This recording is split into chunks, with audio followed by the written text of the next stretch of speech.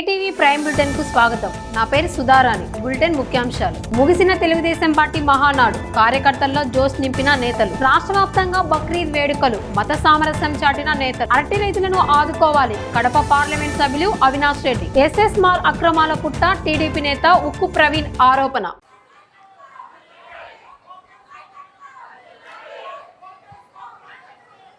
జై తెలుగుదేశం, జై తెలుగుదేశం. నన్ను పరిచయం చేయమంటే మొత్తం స్పీచ్ ఇచ్చేసాడు రామ్మోహన్ రెడ్డి గారు.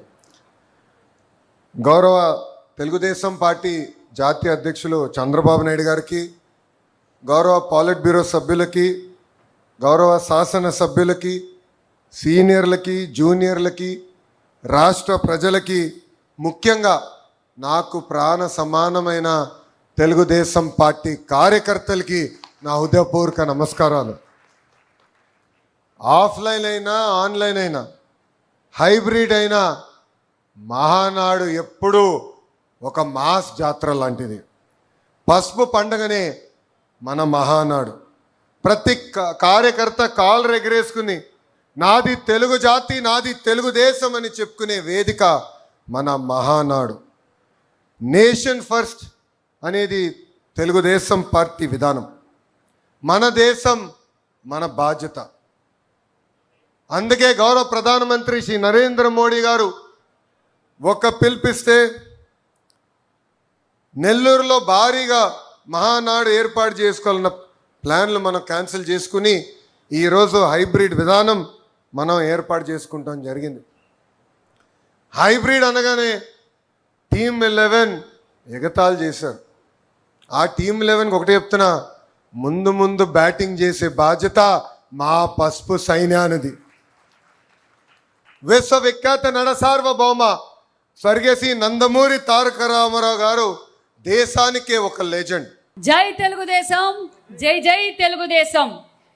తెలుగుదేశం పార్టీ 44వ ఆవిర్భావ దినోత్సవం సందర్భంగా గిన్నీస్ రికార్డు అంచులంచులుగా వెళుతున్న మన హైబ్రిడ్ మహానాడు వేదికపై ఆసీనులైన తెలుగుదేశం తెలుగు ప్రజల ఆత్మ గౌరవ ప్రతీక, అపర చాణక్యుడు, నదులు అనుసంధానం చేసే అపర భగీరథుడు, ఫ్యాక్షనిజాన్ని, నెక్సలిజాన్ని, అలాంటి అరాచక శక్తుల్ని ఉక్క పాదముతో అణిచివేసిన మన ఆంధ్రప్రదేశ్ అభివృద్ధి పథకంలో నడుస్తూ ప్రజల భవిష్యత్ కోసం నిరంతరం శ్రమిస్తూ రాజధాని నిర్మాత, మరి నవ్యాంధ్రప్రదేశ్ నిర్మాణం కోసం కృషి చేస్తున్న 75 సంవత్సరాల యువకుడు, మన విజనరీ లీడర్, మన జాతీయ అధ్యక్షులు నారా చంద్రబాబు నాయుడు గారికి ఈ వేదిక ద్వారా పాదాభివందనాలు తెలియజేస్తూ, మరి ఒక నమ్మకం, ఒక ధైర్యం, యువతకు ఆశయాలు, యువతకు ఆశలు ప్రతీతగా, మహిళలకు,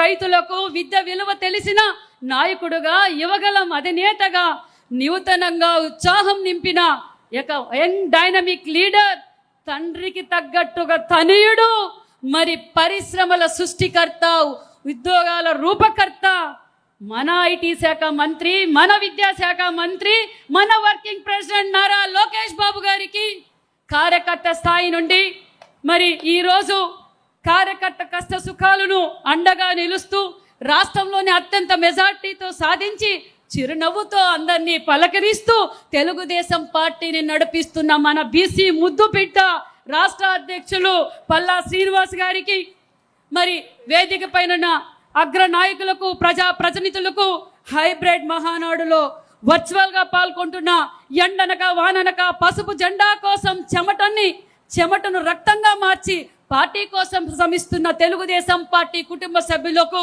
నా హృదయపూర్వక అభినందనలు, పాదాభివందనములు తెలియజేస్తూ, మరి తెలుగు జాతి ఆత్మ గౌరవాన్ని, బడుగు బడిగిన వర్గాల ఆశయాలను అండగా నిలిచిన పార్టీ మన తెలుగుదేశం పార్టీ.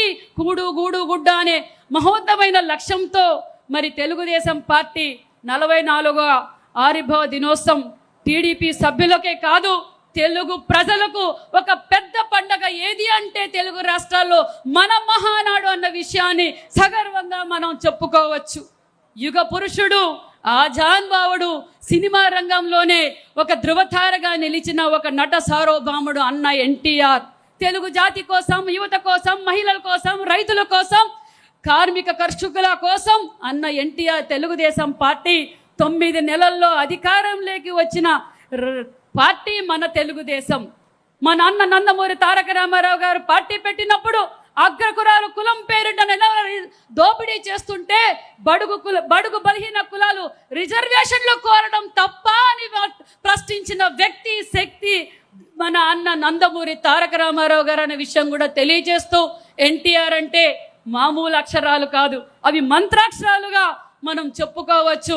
సూర్యచంద్రులు ఉన్నంత కాలం మరవలేని నాయకుడు అన్న నందమూరి తారక రామారావు గారు అనే విషయం కూడా తెలియజేస్తూ, మరి మనకు స్వాతంత్రం, మన భారతదేశానికి స్వాతంత్రం 1947లో వస్తే తెలుగు రాష్ట్ర ప్రజలకు స్వాతంత్రం తెలుగుదేశం పార్టీ ఆవిర్భవించిన తర్వాతే, తెలుగుదేశం స్థాపించిన తర్వాతే వచ్చిందన్న విషయాన్ని మరొక్కసారి మీకు అందరికీ తెలియజేస్తూ, మరి ఏ పార్టీలను భారతదేశంలో ఎన్నో పార్టీలు చూసాం, మన రాష్ట్రంలో కూడా ఎన్నో పార్టీలు చూసాం, కానీ మన తెలుగుదేశం పార్టీలోనే కార్యకర్త అధినేత అని సృష్టించి ప్రకటించి వాళ్ళ నిర్ణయాలను కట్టుబడిన పార్టీ మన తెలుగుదేశం పార్టీ అన్న విషయాన్ని కూడా మీకందరికీ తెలియజేస్తున్నా.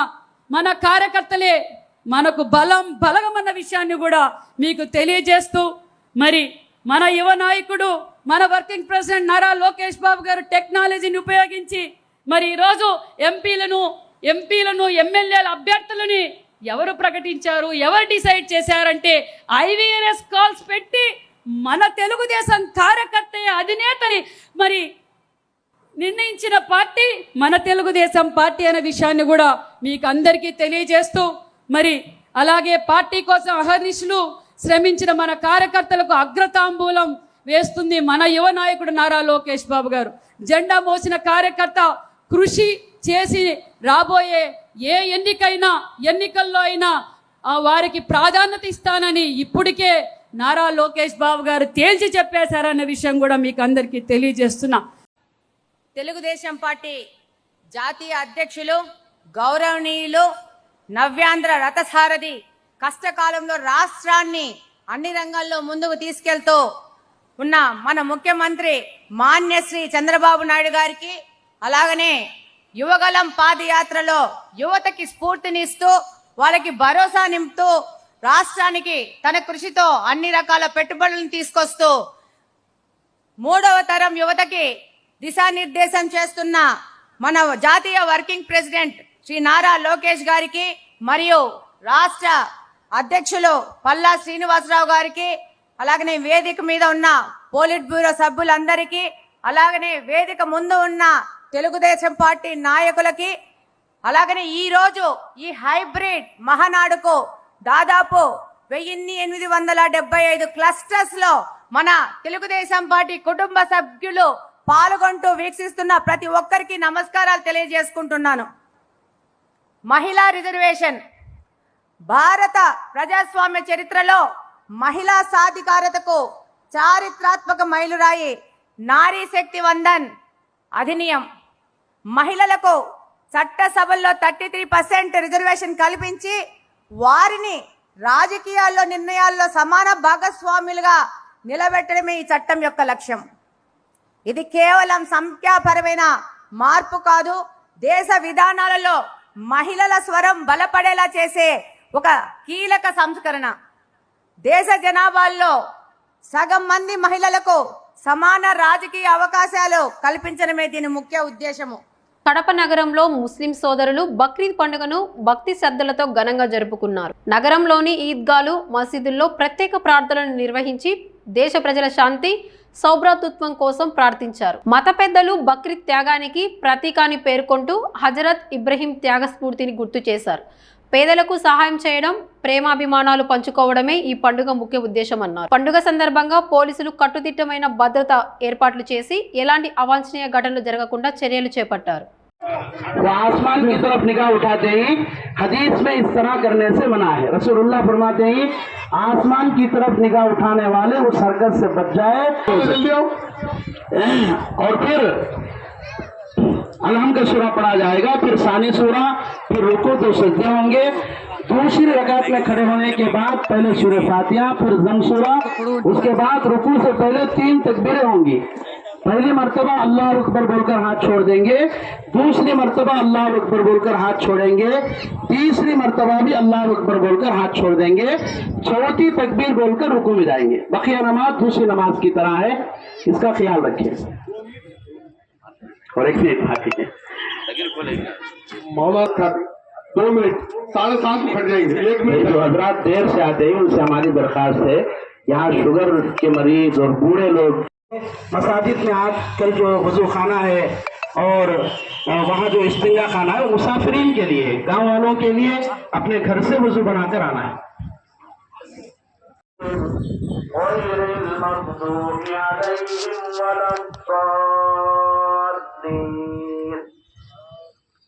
वलक़द नादाना नूह फलनिअमल मुजीबून वनज्जयनाहु वअहलहु मिनल कर्बिल अज़ीम वजअलना ज़ुर्रियतहु हुमुल बाक़ीन वतरकना अलैहि फिल आखिरीन सलामुन अला नूहिन फिल मुहसिनीन इन्नहु मिन इबादिनल मुस्लिमीन सुम्मा अग़रक़नल आख़रीन व इन्न मिन शिअतिही लइब्राहीम इज़ जाअ रब्बहु बिक़ल्बिन सलीम इज़ क़ाल लिअबीही व क़ौमिही माज़ा तअबुदून फराग अलैहिम ज़रबन बिल-यमीन फ़अक़बलू इलैहि यज़िफ़ून क़ाल अतअबुदून मा तन्हितून वल्लाहु ख़लक़कुम वमा तअमलून क़ालू बुनू लहू बुन्यानन फ़अल्क़ूहु फ़िल जहीम फ़अरादू बिही कैदन फ़जअलनाहुमुल अस्फ़लीन वक़ाल इन्नी ज़ाहिबुन इला रब्बी सयहदीन रब्बि हब्ली मिनस सालिहीन फ़बश्शरनाहु बिग़ुलामिन हलीम फ़लम्मा बलग मअहु अस्सीन अर्रहमानिर रहीम मालिकि यौमिद्दीन इय्याका नअबुदु व इय्याका नस्तईन इहदिनस सिरातल मुस्तक़ीम सिरातल जबीन वनादैनाहु अन या इब्राहीम قد صدقت الرؤيا إنا كذلك نجزي وفديناه بذبح عظيم وتركنا عليه في الآخرين سلام على إبراهيم كذلك نجزي المحسنين إنه من عباد من الصالحين وباركنا عليه وعلى إسحاق ومن ذريتهما محسن وظالم محسن الله أكبر الله أكبر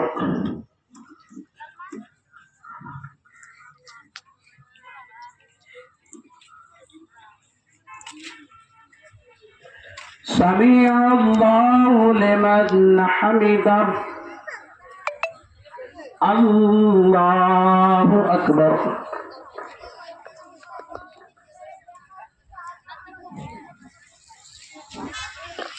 الله أكبر الله أكبر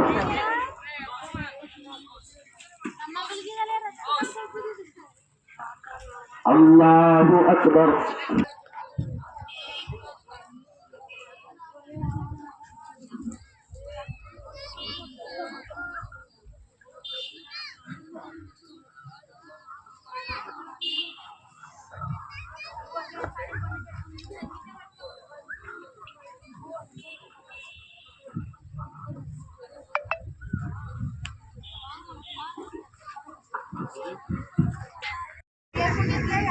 अस्सलामु अलैकुम व रहमतुल्लाह। जिन हजरात की नमाज छूट गई है वो परेशान ना हो, फातिमा मस्जिद में 9 बजे नमाज है, वहाँ जाकर अदा करने की कोशिश करें। मगर यहाँ ईदगाह में अल्लाहु अकबर ला इलाहा इल्लल्लाहु अल्लाहु अकबर वलिल्लाहिल हम्द नहमदुहु व नस्तईनुहु व नस्तगफिरुह व नु'मिनु बिही व नतवक्कलु अलैहि व नऊज़ु बिल्लाहि मिन शुरूरि अनफुसिना व मिन सय्यिआति अमालिना अल्लाहु अकबर ला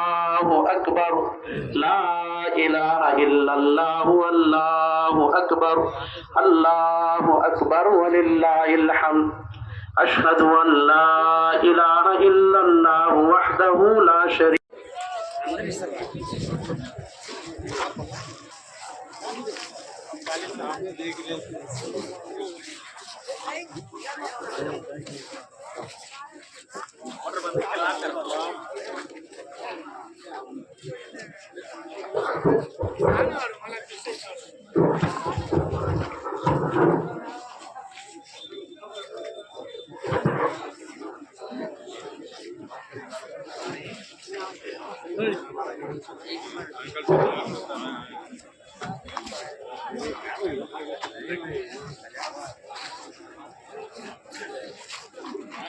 अरे बाबी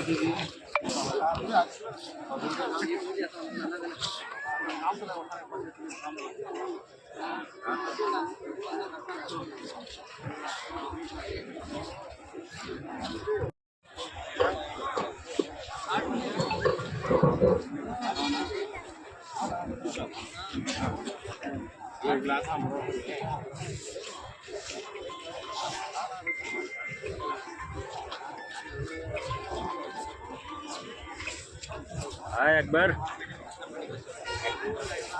क्या कर रहा है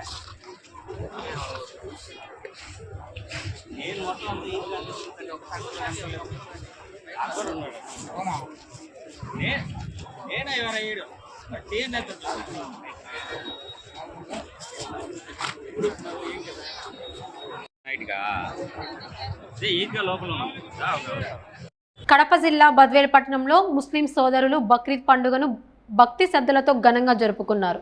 స్థానిక సిద్ధవటం రోడ్లోని ఈద్గాలో ప్రత్యేక ప్రార్థనలు నిర్వహించి ఒకరికొకరు శుభాకాంక్షలు తెలుపుకున్నారు. ఈ సందర్భంగా మత గురువు మాట్లాడుతూ బక్రీద్ పండుగ త్యాగానికి ప్రతీక అని తెలిపారు. హజరత్ ఇబ్రహీం త్యాగస్ఫూర్తిని స్మరించుకుంటూ ప్రతి ముస్లిం తన సంపాదనలో భాగాన్ని పేదలకు పంచాలని బోధించారు.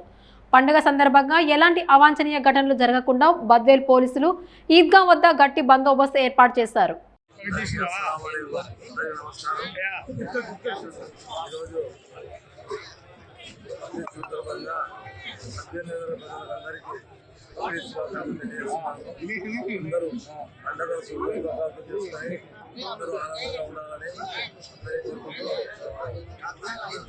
దేశవ్యాప్తంగా బక్రీద్ పండుగ జరుపుకుంటున్న మా ముస్లిమైన సోదరులందరికీ ఈద్ ముబారక్.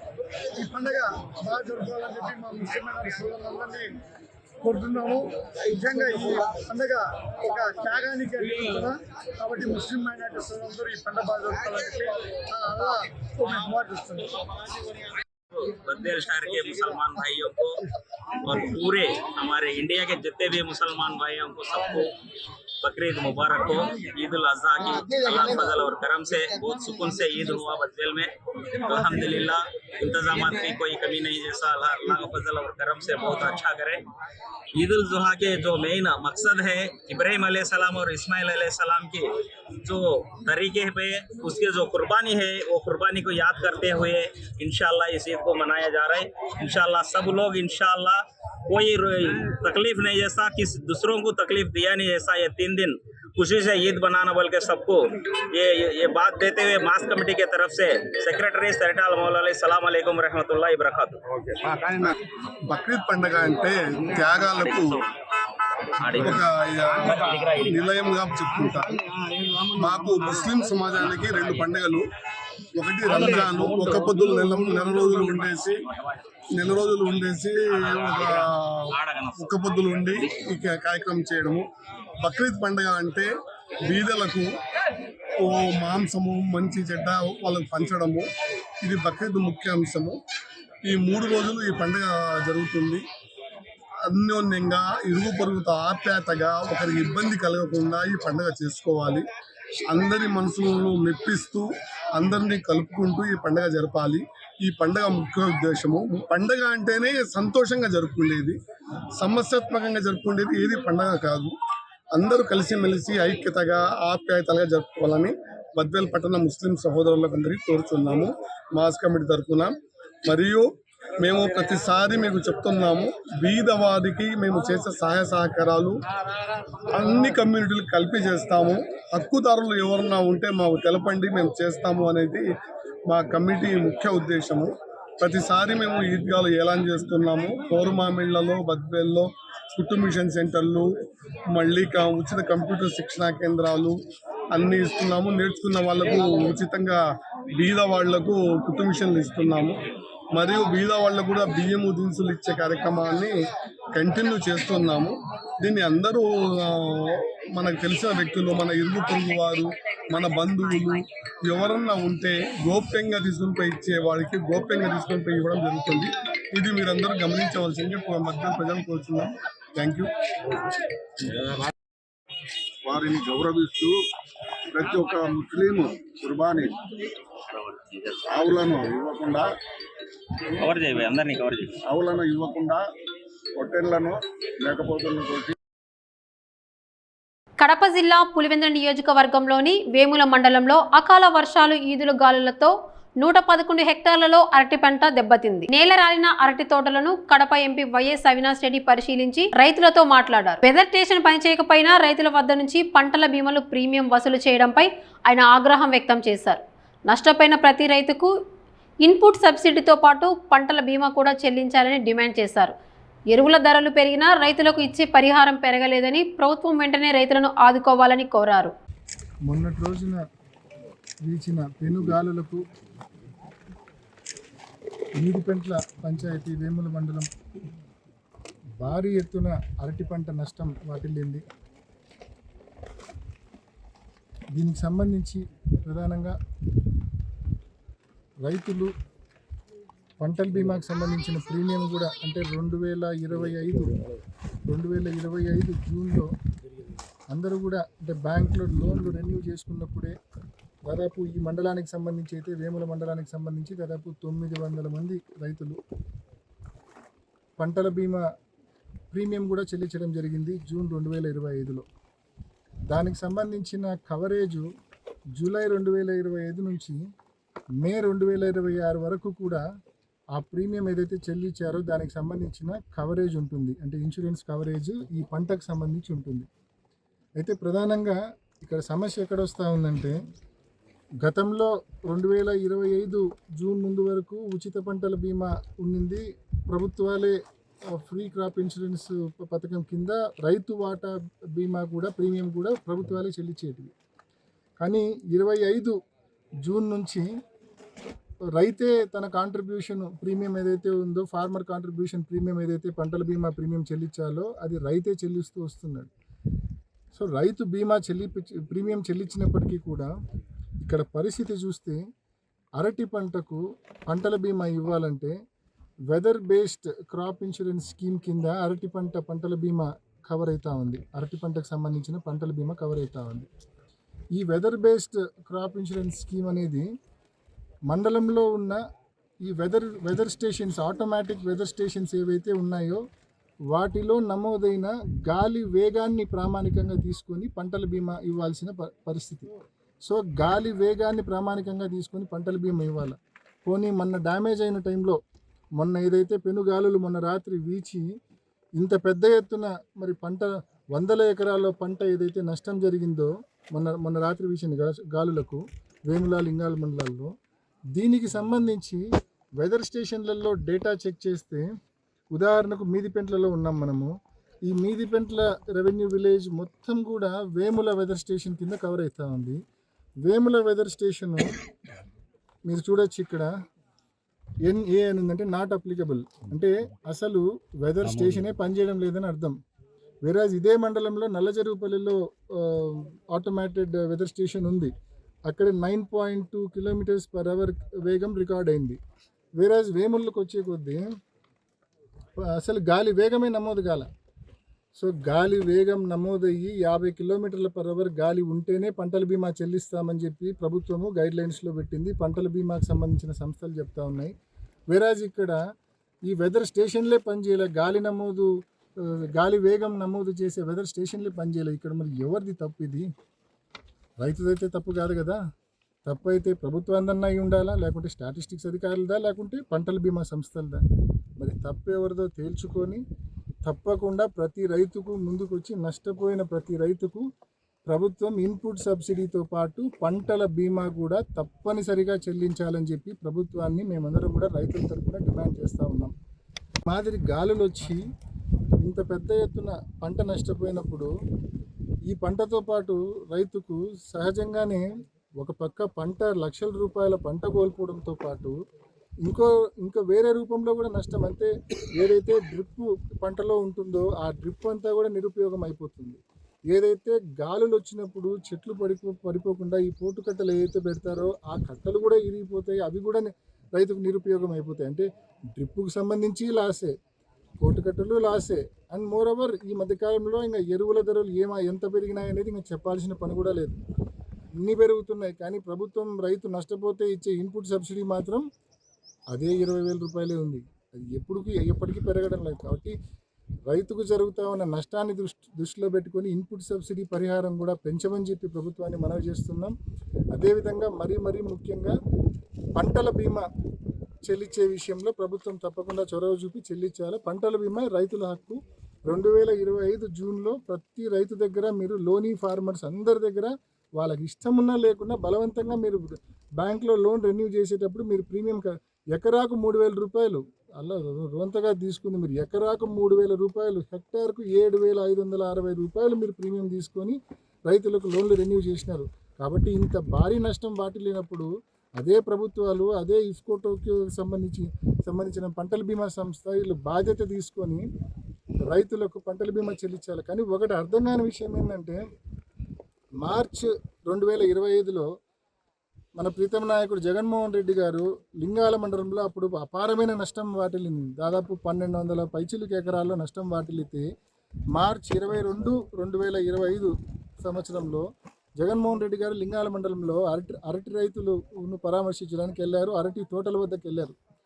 ఆ రోజు కూడా మీరు చెక్ చేస్తే కన్నా ఆ రోజు కూడా అసలు ఒక 2 స్టేషన్లలో గాలి వేగం నమోదు పనిచేసింది. మిగతా వెదర్ స్టేషన్స్లో ఎక్కడైతే నష్టం వాటిల్లిందో అక్కడ పనిచేయడంలా N/A నాట్ అప్లికబుల్ అనే చూపిస్తూ ఉంది. సో ఆ రోజు పనిచేయలేదని ఈ అధికారులకు ఆ రోజే అర్థమైంది కదా. అంటే సంవత్సరం 14 మాసాల ముందే ఈ వెదర్ స్టేషన్లు సరిగ్గా పనిచేయడం లేదని ఆ రోజే అర్థమైంది కదా. మరి ఏ ధైర్యంతో మార్చ్ 2025లో పనిచేయడం లేదు వెదర్ స్టేషన్స్ అని మీకు అర్థమైనాక కూడా మరి ఏ ధైర్యంతో మళ్ళీ మీరు పంటల బీమాకు సంబంధించిన నోటిఫికేషన్ ఎట్లా ఇచ్చినారు? Weather based crop insurance scheme అంటేనే ఈ ఆటోమేటెడ్ వెదర్ స్టేషన్లు ఆధారంగానే మీరు రైన్ఫాల్ అయినా లేకుంటే విండ్ స్పీడ్ అయినా ఏదైనా దాని ద్వారా మీరు మెజర్ చేసి ఇవ్వాల్సింది. లేకుంటే హ్యూమిడిటీ అయినా టెంపరేచర్ అయినా ఏదైనా ఈ వెదర్ స్టేషన్లో మీరు మెజర్ చేసి బీమా ఇవ్వాల్సింది. అసలు ఆ వెదర్ స్టేషన్లే పనిచేయకుండా మీరు పంటల బీమా రైతుల దగ్గర ఎలా కట్టించుకున్నారు? ఏ రకంగా కట్టించుకున్నట్టు, ఏ రకంగా ప్రభుత్వం నోటిఫై చేసినట్టు, ఏ రకంగా ప్రతి రైతు దగ్గర బీమా ప్రీమియం కట్టించుకున్నట్టు? ప్రభుత్వాలు కూడా ఇంత నిర్లక్ష్యమా? రైతుల పట్ల ఇంత కేర్లెస్నెస్, ఇంత నిర్లక్ష్యమా? ఒకసారి ఆలోచన చేసుకోవాలి. సో మీ నిర్లక్ష్యానికి మీరే బాధ్యత తీసుకొని తప్పనిసరిగా ప్రతి రైతుకు కూడా పంటల బీమా చెల్లించాలని చెప్పి మేమందరం కూడా డిమాండ్ చేస్తున్నాం. ముఖ్యంగా అన్ని ధరలు పెరిగిపోయినాయి. అదేవిధంగా మీరు ఒకవైపు గిట్టుబాటు ధరలు చూస్తే కన్నా ఇదే మార్చి మాసంలో యుద్ధం అని చెప్పి కేజీ 2 రూపాయలు 3 రూపాయలు. కానీ బెంగళూరు మార్కెట్కు పోతే బెంగళూరులో ఏ సూపర్ మార్కెట్కు పోయినా మీకు 30 నుంచి 40 రూపాయలు మనం కొనాల్సి వస్తూ ఉంది. కానీ ఇక్కడ చూస్తే 3 రూపాయలు 4 రూపాయల కంటే రైతుకు ఎక్కువ వచ్చే పరిస్థితి లేదు. ఇది మార్చి మాసంలో. ఇప్పుడు రేట్లు పెరిగినాయి. ఈ నెల కల్లా రేట్లు పెరిగినాయి. ఇప్పుడు రేట్లు బాగా సంతృప్తికరంగానే ఉన్నాయి. కానీ ఏం లాభం? ప్రకృతి వచ్చి ఇట్లా ఈ మాదిరి మొత్తం పంట అంతా నిలమట్టం చేసింది. కాబట్టి రైతు పట్ల కొంచెం కంపాషన్తో, కొంచెం మానవత్వంతో ప్రభుత్వం ముందుకు వచ్చి ఇన్పుట్ సబ్సిడీ పరిహారం కూడా పెంచాలా, అదేవిధంగా పంటల బీమా కూడా తప్పనిసరిగా ప్రతి రైతుకు అందించి ఆదుకోవాలని చెప్పి ప్రభుత్వాన్ని డిమాండ్ చేస్తాం. కడప జిల్లా మైదుకూరు ఆర్టీసీ బస్టాండులో ప్రయాణికుల బ్యాగ్ నుంచి బంగారు నగలు దొంగలించిన మహిళను సీసీ కెమెరాల సహాయంతో మైదుకూరు పోలీసులు అరెస్టు చేశారు. నిందితురాలి వద్ద నుంచి 15 లక్షల విలువైన 105 గ్రాముల బంగారు ఆభరణాలను స్వాధీనం చేసుకున్నారు. మైదుకూరు డీఎస్పీ రాజేంద్ర ప్రసాద్ మీడియాతో వివరాలు వెల్లడించారు. మనము మైదుకూరులో ఈ మధ్య 6 నెలల క్రితం ఇన్స్టాల్ చేసినటువంటి ఒక సీసీ కెమెరాల వలన మంచి అద్భుతమైనటువంటి ఒక రికవరీ అన్నటువంటిది, దొంగలను పట్టుకోవడం అన్నటువంటిది జరిగింది. ఈ నెలలోనే ఒక బ్యాగ్ లిఫ్టింగ్ జరిగింది. ఒక ఆమె దగ్గర నుంచి బస్ స్టాండ్ లో నుంచి వెళ్తా ఉంటే కనుక అందులో సుమారుగా 10 గ్రాములు 10 తులాలు గోల్డ్ పోయింది. వాటిని మనం సీసీ కెమెరాలో పరిశీలిస్తే ఈమె వచ్చేసి ఒక ఆమెను ఐడెంటిఫై చేయడం జరిగింది. ఈమె పాత అఫెండరే, భక్తుల సరోజిని అని చెప్పేసి ఈమె వచ్చేసి శాంతినగర్ అని చెప్పేసి విజయవాడ టౌన్. అట్లాగనే తరుణ్ అనిల్ అని చెప్పేసి వీళ్ళు కూడా ఇద్దరు కలిసి ఆ దొంగతనం చేసినట్టుగా గుర్తించడమైంది.